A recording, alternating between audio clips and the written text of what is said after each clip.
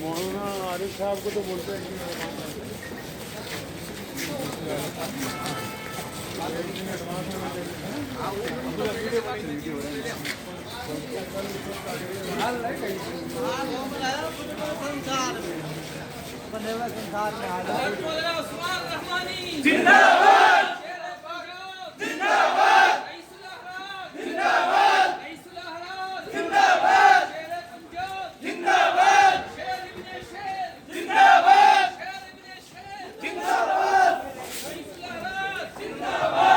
बेटा ध्यान से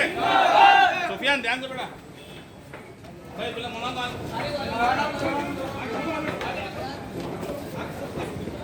ऐसे इधर